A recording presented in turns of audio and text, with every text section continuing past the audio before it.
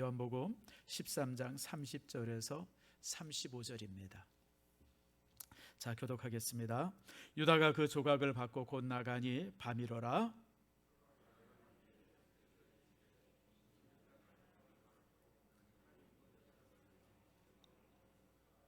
만일 하나님이 그로 말미암아 영광을 받으셨으면 하나님도 자기로 말미암아 그에게 영광을 주시리니 곧 주시리라.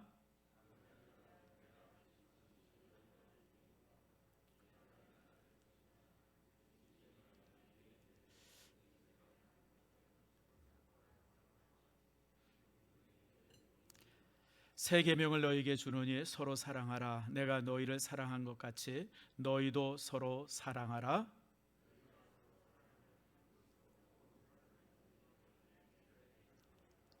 아멘. 기도하겠습니다. 하나님 감사합니다. 오늘 이 시간 아버지 앞에 예배합니다. 말씀을 듣습니다. 우리 마음의 문을 열고 말씀을 아멘으로 감사로 기쁨으로 받도록 은혜 내리워 주시옵소서. 아버지 하나님, 참으로 우리가 말씀이 갈급합니다. 하나님께서 오늘 이 시간 주어지는 말씀을 통해서 우리를 새롭게 해 주시옵소서. 하나님의 말씀은 방망이와 같습니다. 우리의 굳은 마음이 부셔지게 하시고 우리의 완악한 마음들이 아버지 하나님 정말 마른 이제 흙처럼 정말 옥토처럼 변화되어지는 축복 내리워 주시옵소서. 주의 말씀은 양날선 검입니다. 내 속에 있는 죄를 끊어내고 내 안에 영적 수술이 이루어지게 해 주시옵소서. 주의 말씀은 생명입니다. 오늘 말씀이 우리에게 임함으로 인해서 모든 질병이 사라지게 하시고 우리의 아픔이 사라지게 하시며 이 땅에 있는 모든 바이러스의 균들이 사라지는 축복 내리워 주시옵소서. 주께서 우리에게 놀라우게 함께 하시기를 소망하며 예수님의 이름으로 기도드립니다. 아멘. 제가 어렸을 때 자란 곳이 요 공항 입구입니다. 행주산성 행주대교를 이렇게 넘어서면 거기가 이제 이렇게 개화산인데 아무튼 그 자락에서 제가 태어나고 그 속에서 자랐습니다. 그래서 어려서부터요 비행기는 무진장 많이 보고 자랐습니다. 그리고 외국인들도 많이 봤어요. 아마 참 우리 이제 학교 파하고 학교 마치고 이제 오면 어디 가냐면 그 김포공항 갔어요. 지금 이제 국내선 자리인데 그 자리에 가면 이제 다니면서 이제 찾았어요. 뭘 찾았냐면 콜라 마시는 외국인들을 찾았어요. 세상에 콜라를 마시고 병을 그냥 버리고 가더라고요. 이거 감동이 안 되네. 우리 어렸을 때는 그 병 하나만 주스면 그날 아주 신나는 날이었어요. 그러니까 누가 콜라를 마시면 거기 계속 쫓아다니는 거예요. 요즘에 이제 캄보디아나 이런 데 가면 그 아이들이 우리 뭐 이렇게 마시고 그러면 그렇게 이거 이제 주워가는 것처럼 참 그랬던 기억이 납니다. 그때도 이제 뭔 일이 있었냐면 외국에서 이제 대통령이 오거나 수상이 오거나 뭐 이렇게 유명한 사람이 오면 우리가 이제 불려나가 가지고 길 옆에 쭉 서가지고 태극기를 참 많이 흔들었던 기억이 나요. 근데 그 시간이 참 재밌었어요. 대통령이 온다, 미국에서도 뭐 존슨 대통령이 온다, 무슨 뭐 이렇게 케네디가 온다, 그러면 그냥 그냥 길에 나가가지고 한 2시간 전에 나가서 그냥 뭐 아무튼 그러다가 이제 흔들고 들어왔던 기억이 납니다. 근데 나중에 이제 알고 보니까 그렇게 환영했던 것이 외교적으로 굉장히 유익했다 그래요. 우리나라에 별로 이렇게 안 좋은 감정을 가지고 있었던 대통령 이런 분들이 특별히 미국의 대통령들이 한국에 와서 이제 이렇게 자기를 그렇게 환영하는 모습을 보고 갑자기 마음이 바뀌어서 이제 좋은 모습으로 도장도 찍어주고 뭐 협정도 맺고 뭐 그랬다, 그런 기록들을 제가 본 기억이 있습니다. 저는 어렸을 때부터도 이렇게 나라 민족을 위해서 큰 일을 했던 그런 사람이었습니다. 여러분, 그냥 개구장이로만 자란 것이 아니라 지금 생각하니까 그랬던 것 같아요. 예수님도 사실 그렇게 환영을 받았습니다. 주님은요 예루살렘을 2번, 그러니까 공생애 때 2번을 방문하셨어요. 물론 공생애 이전에도 수없이 많이 절기 때마다 가셨을 거예요. 근데 이제 공생애가 돼가지고 요한복음 2장에 보니까 살며시 예루살렘에 들어가십니다.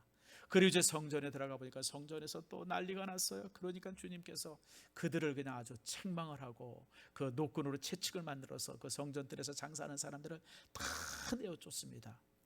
그리고 이제 또 주님께서 이렇게 십자가에 못 박히시 전에도 또 이제 이렇게 예루살렘을 방문하십니다. 그때는 큰 환영을 받습니다. 사람들이 길에 나와서 예수님을 환영하죠. 여기 이제 종려나무라 하는데 사실은 종려나무가 아니고 야자나무입니다. 이게 왜 안 바뀌는지 난 이해가 안 돼요. 종려나무는 야자나무랑 전혀 다른 나무입니다. 근데 이제 이게 한문으로 번역이 되면서 종려나무로 번역됐고, 또 한문 번역된 것이 우리나라 말로 번역이 되면서 이제 그대로 이제 종려나무라고 지금도 쓰고 있어요. 그 종려나무가 팜출입니다. 팜이 뭐예요? 야자나무. 여러분들 이 열대 지방에 가면 이제 이렇게 야자수 야자 음료 먹잖아요. 야자나무에서 거기에 있는 그 긴 그 이제 이렇게 흐트러진 그 이제 나무잎, 그걸 이제 들고 환영하고 또 땅에 깔고, 그리고 이제 예수님을 이렇게 환영을 했습니다. 그래서 이날은 사실 우리가 이제 종려주일이라고 말하지만 좀 확실하게 얘기하면 이제 그 야자나무 주일, 뭐 이제 주님의 입성주일, 환영주일, 뭐 이렇게 하면 딱 좋을 것 같은데, 이제 우리가 종려주일이라고 그렇게 이제 이름을 붙입니다. 자, 그러면서 이제 예수님께서 예루살렘에 입성했는데 여전히 뜰에서는 장사꾼들이 있어요. 그러니까 이게 나쁜 관행이 그렇게 하루아침에 없어지지 않더라고요. 주님께서 몇 년 전에도 와서 그냥 그곳을 이렇게 청소했는데, 그들을 다 내어 쫓았는데, 또 몇 년에 와서 보니까 여전히 그 사람들이 장사하고 있고 돈 바꿔주고 있고 그러고 있는 거예요. 그러니까 주님께서 또다시 이제 분노하셨죠. 그래서 이제 노끈을 채찍으로 만들어 그들을 내어 쫓고 상을 뒤엎고 장사꾼들을 막 그러고 나서 이제 성전 뜰에서 말씀을 가르치기 시작했어요. 오늘 이제 지금 한 이 시간쯤 되었을 겁니다. 이제 성전 뜰에 앉으시면 사람들이 수백 명 수천 명 그 주위에 앉아 있고, 그럼 이제 거기서부터 이제 말씀을 가르쳤어요. 요한복음에는 이제 그 부분이 짧게 한 장으로 기록되고 있지만, 마태복음은 그때 가르쳤던 말씀이 길게 기록되고 있습니다. 대표적인 게 이제 마태복음 24장에 나오는 그 심판에 대한 비유입니다. 마지막 때에 어떻게 심판이 임할 것인가, 어떻게 이 땅에 하나님의 심판이 임할 거고, 주의 재림 때에 어떤 일이 있을 것인가. 그래서 난리의 소식이 있을 것이고, 이단들이 창궐할 것이고, 교회와 성도들이 크게 핍박을 받을 것이다. 이런 부분들이 이제 24장에 이제 쭉 기록이 돼 있어요. 지금 세상의 교회에 대해서 참 이렇게 부정적이고 교회에 대해서 여러 가지 비난들을 일삼는데, 사실 그게 어제 그제 일이 아닙니다. 이미 주님께서 2000년 전에 우리를 향해서 이렇게 예언하셨던 부분이죠. 뿐만 아니라 마태복음 25장에 가서는 아주 유명한 비유 세 가지가 있죠. 잘 아는 대로 여러분, 이제 열처녀 비유, 그 다음에 이제 달란트 비유, 그리고 이제 심판에 대한 양과 염소를 구분짓는 그 심판의 비유, 이런 부분들이 이제 쭉 설교를 하십니다. 물론 더 많이 하셨을 거예요. 그러나 이제 성경에 기록된 것은 곡이죠. 자, 주일날 그랬죠. 월요일날, 화요일날, 수요일날 계속해서 예수님이 성전의 주인공이 되는 거예요. 정말 그 유월절 때 되어지면 제사장이 주인공이 되어지고, 제사하는 사람들로 인해서, 그래서 제사장이 그때 그냥 어깨에 힘을 팍 주고 막 이런 날인데, 사람들이 제사장 주변에 모이는 게 아니라 그 시골에서 온 그 그 라피 주변에 그냥 수천 명이 모여서 거기서 말씀을 듣는 거예요. 그러니까 예루살렘 당국자들이 몹시 마음이 상했어요. 기분이 상했어요. 그리고 또 예루살렘을 청소하는 그 모습 속에 아주 그냥 그들이 그냥 아주 그 일종의 그 자신의 그 어떤 그 약점이 드러나고 막 이런 것으로 인해 가지고 아주 그들이 이제 분노했죠. 그래 가지고 무엇을 계획하냐면 예수님을 죽일 것을 음모를 짜기 시작합니다. 근데 낮에 예수님을 체포하려 했더니 그 주변에 수백 명 수천 명의 군중들이 모여 있으니까 낮에는 도저히 방법이 없는 거예요. 그래서 밤에 예수님이 혼자 있을 때 급습해서 잡아야 되겠다. 그래가지고 이제 그 포섭을 하죠. 그 포섭에 이제 걸린 사람이 누구냐면 가룟 유다입니다. 가룟 유다를 은밀히 만났고 그에게 이제, 야, 내가 은 30을 줄 테니까 예수가 어디서 사는지 어디인지 그것을 우리가 저녁에 우리 와서 알려줘라.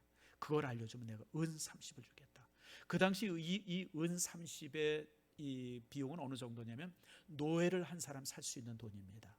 건장한 노예 한 사람을 살 때 은 30을 줬어요. 그러니까 지금으로 말하면 그저 한 1, 2천만 원 정도 됐겠습니다. 뭐 그 정도 되는 돈이겠죠. 꽤 큰 돈일 겁니다. 노예 하나를 살 수 있는 돈이니까 꽤 큰 돈인데, 그걸 줄 테니까 이제 그 장소를 알려달라. 그렇게 이제 은밀하게 이제 낮에 이제 서로 음모를 짜고 계획을 짜고 이제 그랬습니다.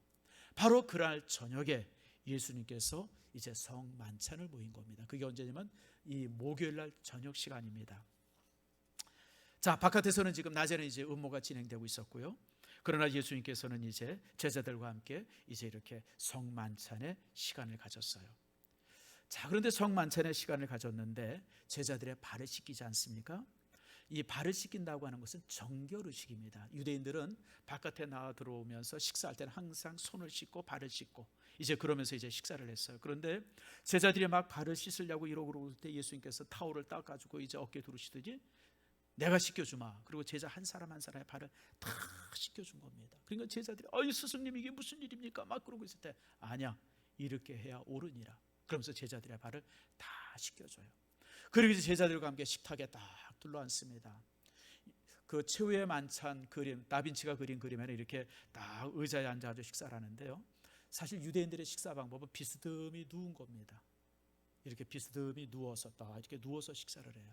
그러니까 사실 최후의 만찬 그림은 참 잘 그린 그림인데 고증이 조금 덜 된 그림이에요.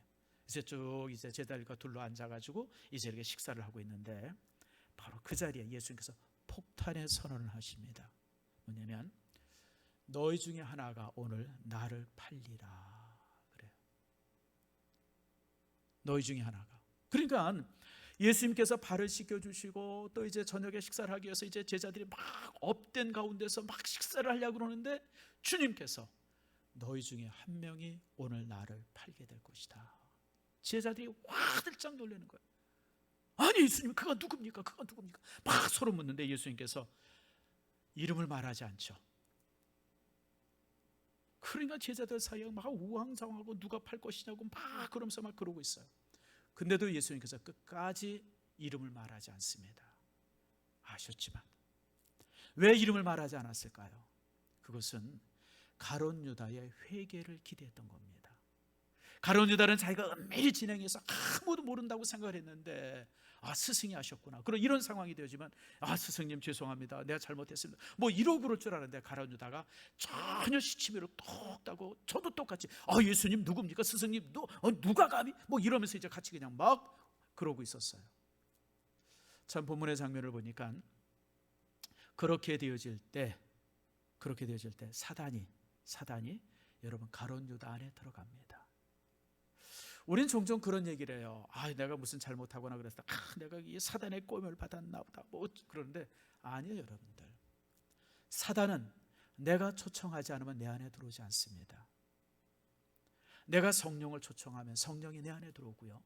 내가 사단을 초청하면 사단이 내 안에 들어오게 돼 있어요.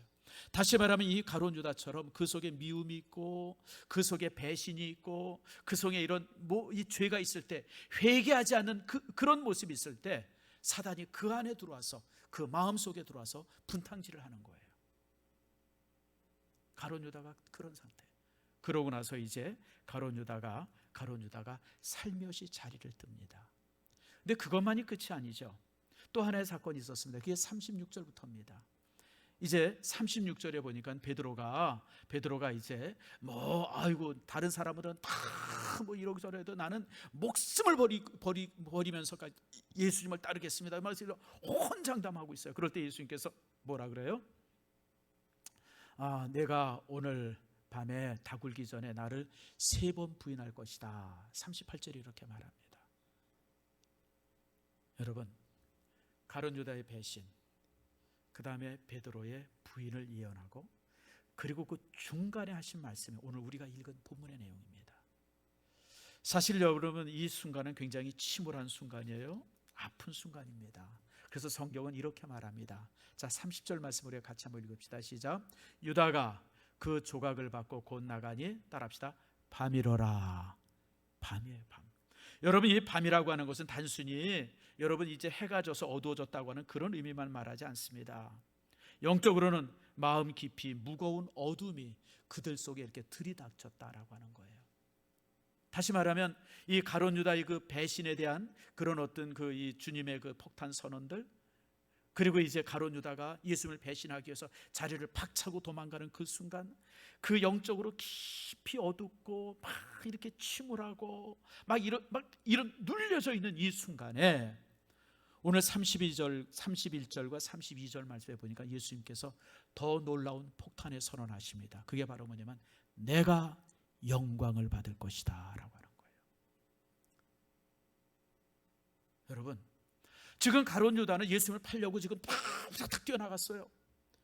그리고 이제 예수님께서는 그 남아있는 11 제자들도 다 예수님을 부인하거나 또 예수님이 십자가 못 박힐 다 도망갈 거라고 하는 사실을 예수께서 다 아셨어요. 정말 어떤 절망의 순간이죠. 정말 어두운 순간이에요. 힘든 순간이에요. 주님께서 정말 힘든 순간인데, 오늘 이 힘든 순간에 예수님께서 뭐라고 말씀하시면 내가 영광을 받을 것이다 라고 선언하시는 거예요. 참 얼마나 놀라운 말씀입니까? 예수님께서 왜 이렇게 말씀하셨습니까? 가룟 유다의 배신을 보면서 이제 내가 십자가를 진정 져야 되겠구나라고 하는 것이 결정되었음을 아신 거예요. 사실 겟세마네 동산에서 예수님께서 기도하셨던 그 장면을 우리가 잘 압니다. 예수님께서는 어떻게 해서든 십자가를 피하고 싶은 마음이 많았어요. 여러분, 겟세마네 기도 우리가 정말 솔직한 예수님의 감정을 보잖아요. 주여, 할 수만 있거든, 아버지 할 수만 있거든 이 잔을 내게서 물리쳐 주시옵소서. 주님께서는 십자가에서 그 고통스러운 죽음을 당하지 않기를 사실 내심으로 원하셨어요. 내가 온 세상의 사람들을 위해서 죽어야 한다고는 사실을 아셨음에도 불구하고 막상 죽음의 순간 앞에서는 주님께서도 주저가 되셨던 거예요. 할 수만 있거든 이 잔을 내게서 물리쳐 주시옵소서. 저는 사실 그 장면 앞에서 종종 예전에 고민을 했던 적이 있었어요. 어떻게 하나님의 아들이 이렇게 마음이 연약했을까? 근데 여러분, 그 모습 속에서 우리는 진정한 인간이셨던 예수님의 모습을 보는 거예요. 여러분, 예수님은 영웅이 아니셨었어요.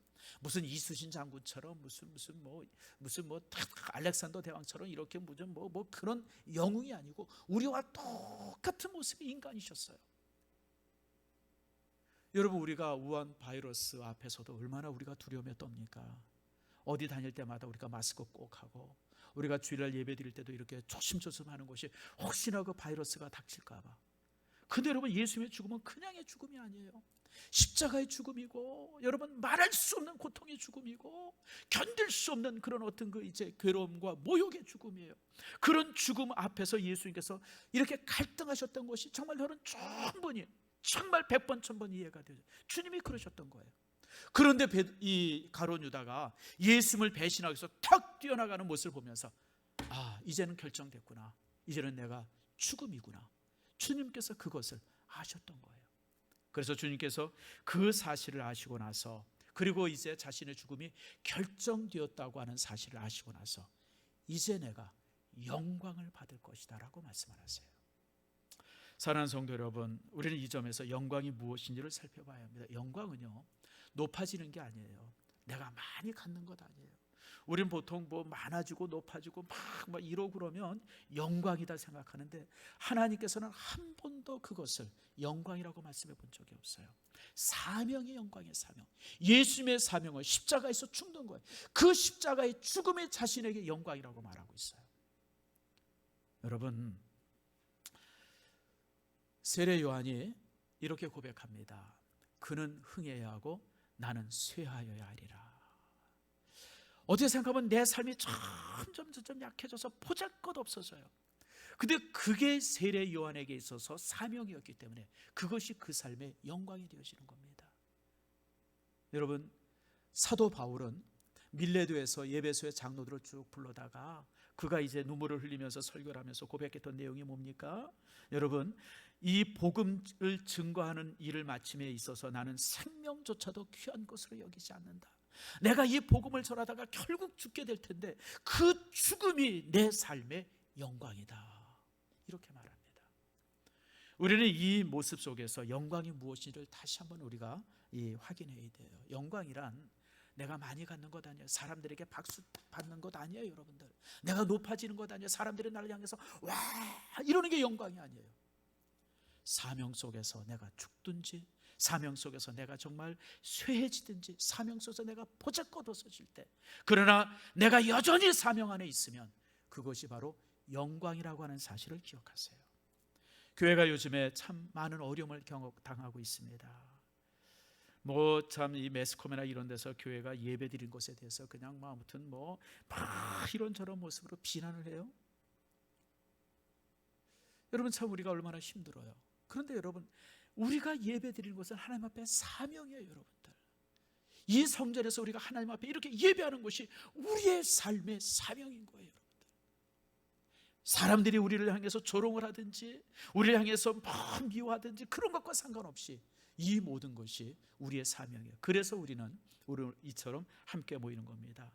어느 날 우리가 이제 이 위기를 얘기할 때마다 우리가 그때 사명을 다했다라고 하는 것, 그것이 저와 여러분의 영광이 되어지기를 축복합니다. 여러분, 예수님은 십자가를 바라보면서, 죽음을 바라보면서, 이제 자신이 피 흘릴 것을 바라보면서 영광이라고, 이제 내가 영광을 받게 되었다고 이제 제자들에게 설교합니다.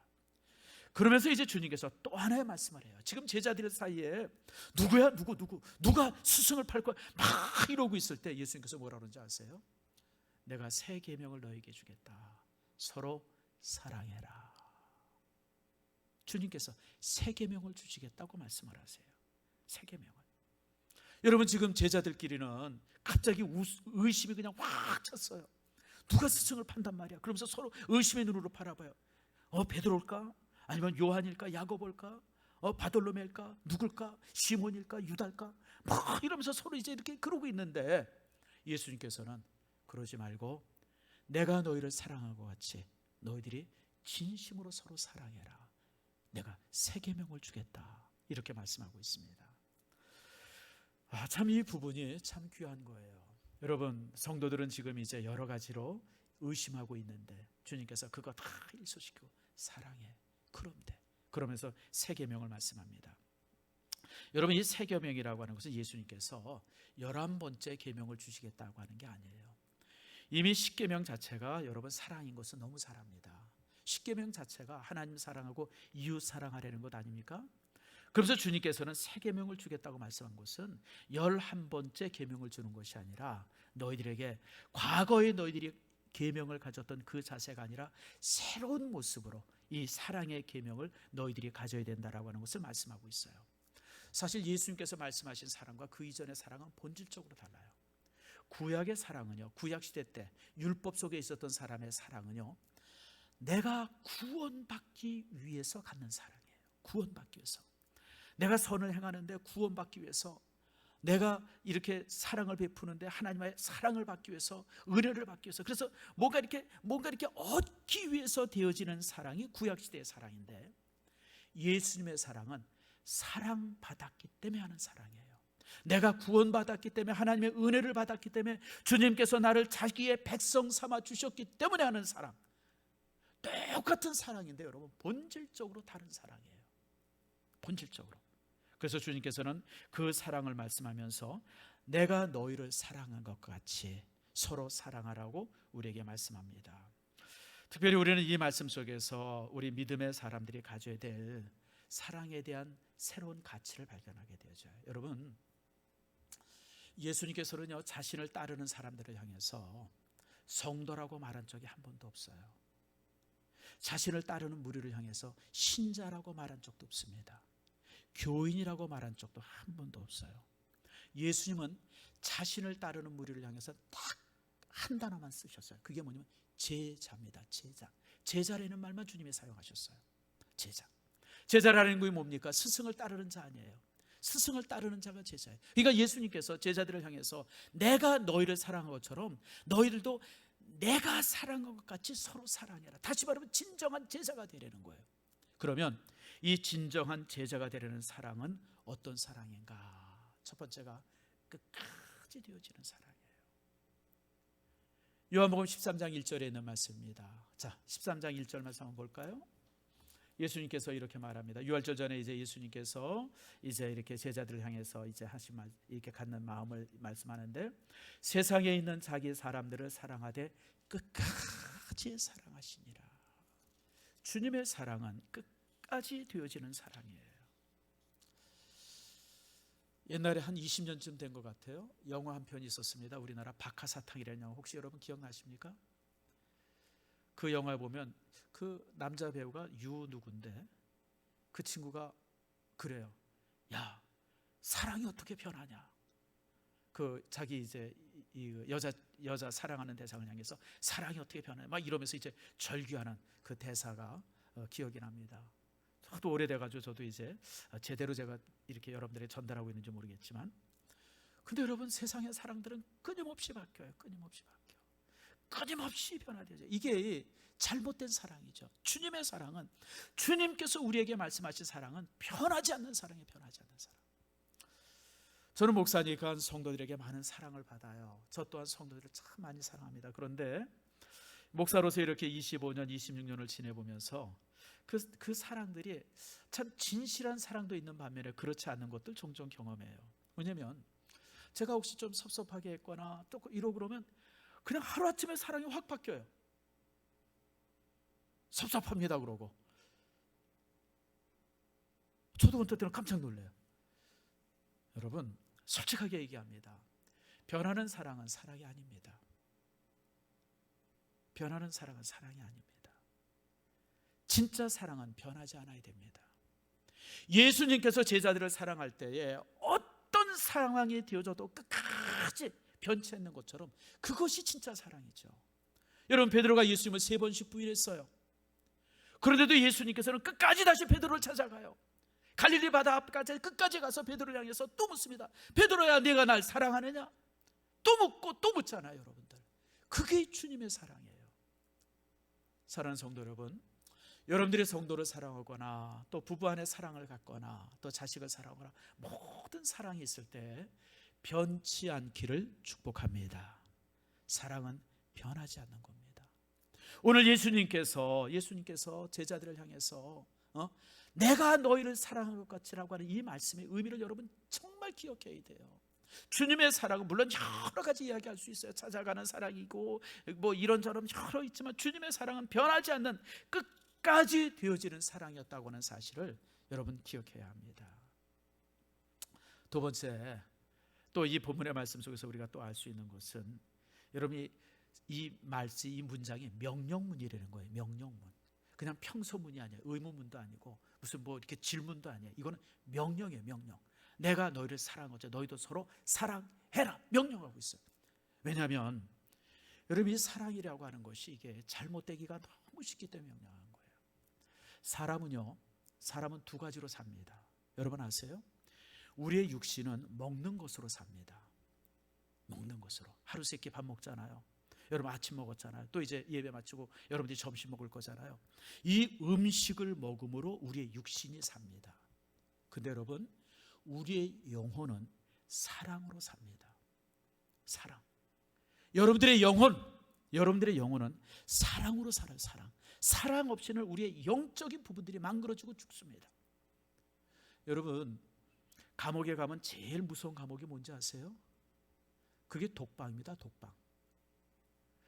저 같으면 가끔 그런 생각을 해요. 혹시 내가 무슨 뭐 이렇게 그러다가 이제 이렇게 뭐 예수 믿다가 고난 받고 그래서 독방에 갇힌다 그러면 난 좋을 것 같아요. 기분이. 야, 그럼 책이나 시컷 보겠다. 제가 보고 싶은 책도 시간이 없어서 못 봤는데 한 수백 권 책 가지고 들어가서 책이나 시컷 읽고 나오지. 아니요, 여러분. 독방에 갇히면 책을 읽는 것이 아니라 여러분, 일주일만 지나면 미친답니다. 왜 미치는지 알았어요? 사람이 관계 속에서 그 사랑의 어떤 변형된 모습들이 있잖아요. 우정이라든지 뭐 친밀하든지 뭐 그런 여러 가지들, 그런 것이 나눔을 통해서 사람의 영적인 부분들이 살아간다 그래요.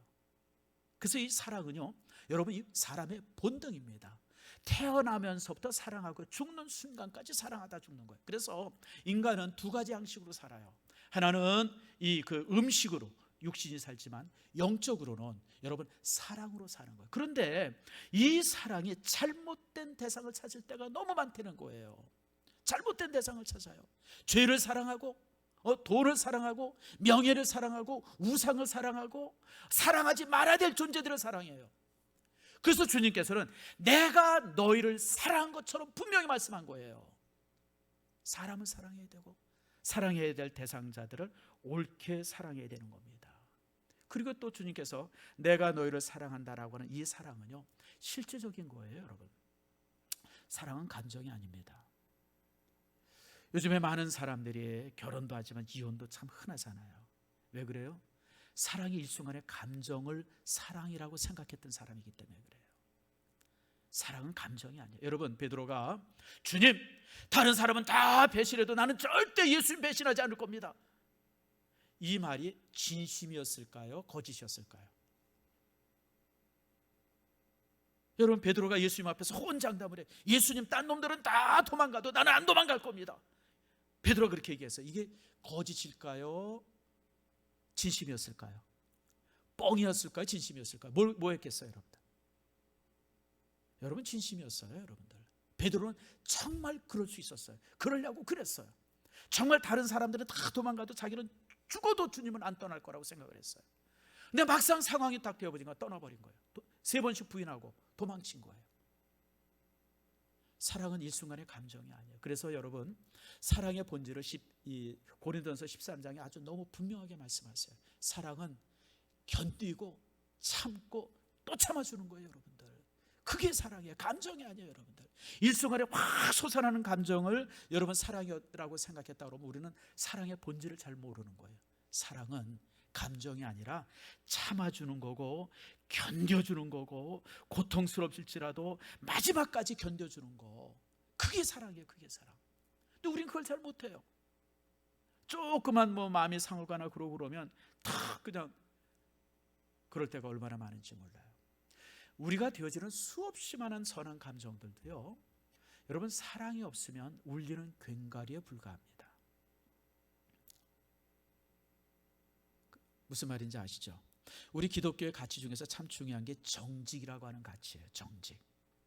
근데 여러분, 정직이라고 하는 단어도 사랑이 없으면 가장 잔인해집니다. 무슨 얘기인지 아시죠, 여러분들? 함이 노아의 아들 중에 막내 아들이 함 아닙니까? 함이 어느 날 지나가다 아버지를 탁 봤어. 근데 아버지가 포도주를 마시고 그냥 이러고 그냥 널브러져 있는 거예요. 옷도 다 벗긴 채로, 하체도 다 드러난 채로. 그 함이 그걸 보고 툭 쳐나서 형제들한테, 글쎄 아버지가 술을 먹고 그냥 그러고 있어요. 거짓말했어요? 진심을 얘기했어요? 거짓말했어요? 진심 얘기했어요? 진실을 얘기했잖아요. 근데 그 진실을 얘기했기 때문에 함이 저주를 받습니다. 함의 후손들은 지금도 저주받는 인생을 살고 있습니다. 얼마나 참 안타까워요. 여러분, 정직함에도 사랑이 함께하지 않은 정직은요, 얼마나 잔인한지 몰라요. 누구에게 대화하거나 이럴 때, 목사님, 나는 똑바로 정직하게 얘기했습니다. 여러분, 이 말만큼 무책임한 말이 없어요, 여러분들. 모든 게, 인생의 모든 게 그래요. 내가 누구와 약속을 지키고, 누구를 용서하고, 누구를 이해하고, 용납하고, 누구를 격려해주고, 짐을 나눠주고, 대접을 즐기기도 하고, 어려운 사람을 도와주기도 하고, 작은 일에도 최선을 다하고, 하나님으로부터 받은 사명 앞에 내가 충성을 다하고. 근데 이런 모든 선한 일에 사랑이 결여되어 있으면 잔인해집니다. 무서워집니다. 그래서 여러분, 고린도전서 13장에 사랑이 없으면 뭐라고요? 울리는 괭과리 같다고 말씀한 게 그래서 그렇습니다. 여러분, 사랑은 모든 것 속에 들어가 있어야 돼요. 아무리 규칙을 잘 지키며 살아도, 하나님을 사랑하는 그런 사랑한다고 할지라도 여러분, 사랑이 없으면 다 소용이 없어요, 여러분들. 그러므로 우리가 항상 사랑 안에서 우리가 이제 이렇게 되어져야 돼요. 그래서 예수님께서 말씀하신 것이 내가 너희를 사랑한 것 같이, 이게 우리의 사랑의 기준이에요. 아까 제가 말씀드렸잖아요. 예수님은 여러분, 주님을 따르는 사람들을 향해서, 예수님을 따르는 향해서 항상 제자라고 불렀어요. 제자라고. 우리는 예수님이 살았던, 예수님이 사랑했던 것을 그대로 쫓아야 될 제자들이지, 우리는 무리들이 아니에요, 여러분들. 그냥 성도들, 그냥 우리 교인들이 아니에요, 여러분들. 우린 제자여야 돼요. 제자이기 때문에 주님이 하셨던 그것을 그대로 쫓아야 됩니다. 그러면서 주님께서 뭐라 그래요? 너희들이 그렇게 사랑하면 모든 사람이 너희가 내 제자인 줄 알리라 그랬습니다. 여러분, 교회의 진정한 표시는 십자가가 아니에요, 여러분들. 큰 건물도 아니고 수천 명씩 모이는 그 숫자가 교회의 표시 아니에요. 진정 우리가 성도 됐다고 하는 표시, 그리고 우리 일산 신성교회가 진정한 교회라고 하는 표시는 우리가 예수님이 했던 그 사랑을 가지고 우리가 서로 사랑하고 교회를 사랑하고 함께 사랑을 가질 때, 그럴 때 우리는 진정한 주님의 제자가 되어지는 것이고, 우리 일산 신성교회는 진정한 교회가 되어진다고 하는 사실, 여러분 기억하시길 바랍니다. 말씀을 맺습니다. 지금 어둠이 세상을 지배하죠. 전염병의 어둠, 비난의 어둠들, 또 이제 어떤 공포의 어둠들, 이런 것들이 지금 우리 안에 저기 채워져 있어요. 2000년 전에 예수님이 그 배신과 부인의 밤을 지내면서 참으로 이렇게 이 사랑과 사명을 말씀했던 것처럼, 우리도 이 죽음의 공포 속에서 우리가 정말 다시 한번 우리가 가진 사명이 무엇인가, 내가 가지고 있는 사랑이 진실인가를 확인해 봐야 합니다. 여러분, 사명이 영광입니다. 예수님은 죽음의 사명이 자신의 영광이라고 선언했습니다. 우리가 예배하는 이 사명, 이것이 우리의 영광입니다. 세상 사람들이 다 이렇고 저렇고 해도 무슨 별세, 여러분 신앙을 모르는 사람들이 교회 예배에 대해서 얼마나 비난합니까? 교회라고 하는 것이 예배 공동체인데, 예배는 우리의 사명인데, 기독교를 모르는 사람이 막 이런저런 모습으로 비난해요. 여러분, 그럴지라도 우리가 이렇게 예배하는 이유는 이것이 우리의 사명이기 때문에 그렇습니다. 그리고 이 사명을 통해서 나도 영광되고 하나님도 영광을 받으십니다. 뿐만 아니라 여러분, 이때 우리가 더 많이 사랑해야 합니다. 사랑은요, 예수님이 우리를 사랑한 것처럼 사랑하는 것이 사랑이에요. 대상이 분명해야 되고 방법이 분명해야 됩니다. 여러분, 그 세상 사람들이 얘기하는 사랑, 그런 사랑으로 살다, 그건 사랑이 아니고 감정이고요. 그런 것은 잔인할 수 있어요. 무서울 수 있어요. C.S. 루이스가 그런 얘기를 했어요. 사랑은 두 종류가 있다고. 하나의 사랑은 필요해입니다. 필요해. need love예요. need love. 뭔가 필요해서 하는 사랑이에요. 내가 뭔가 필요하니까, 내가 적적하니까, 내가 외로우니까, 내 것을 어떤 메꿔줘야 되니까, 나의 어떤 부족을 채워줘야 되니까, 그래서 사람을 사랑하는 사람들이 있어요. 그런데 그런 사랑은요, 사랑이기보다는 집착이고 요구고, 결국 그래서 사랑하는 자나 사랑받는 자는 큰 사랑으로 끝나. 이건 사랑이 아니에요. 진짜 사랑은, 기독교인들의 사랑은 여러분 선물입니다. 주는 사랑, 기프트 러브입니다. 줌으로서 만족하는 거예요. 베풀면서 만족하는 거예요. 내 것을 다 주면서 그것으로 만족해하는 사랑, 이것이 그리스도의 사랑이고 우리가 가져야 될 사랑이고, 예수님께서 내가 너를 사랑한 것 같은 사랑이 바로 그 사랑이에요. 우리는 뭔가 사랑을 주고 나서 너무 이렇게 받기를 또 원해요. 그러니까 이거는 사랑이 아니라 거래죠. 내가 이만큼 사랑해서 너도 날 이만큼 사랑해. 이건 사랑이 아니라 거래예요, 거래. 우린 그렇게 사랑한 적이 얼마나 많은지 몰라요. 그래서 그 사랑이 내가 원하는 만큼 돌아오지 않으면 그것 때문에 우리가 상처받고, 그것 때문에 그 사람을 싫어하고 미워하고 원망하고 이렇게 되어지죠. 그건 사랑이 아니에요. 사랑이란 기프트 러브입니다. 주는 거예요. 다 주고 준 것으로 만족하고 그것으로 감사하는 거예요. 그게 예수님의 사랑이었고, 우리를 향해서 그렇게 사랑하라고 주께서 요구하십니다. 사랑하는 성도 여러분, 이런 사랑이 여러분 속에 이루어지기를 바라고, 그래서 이 힘들고 어려운 이 어둠의 시간들을 여러분들의 축복의 시간으로, 은총의 시간으로 보내는 은혜가 있기를 축복합니다.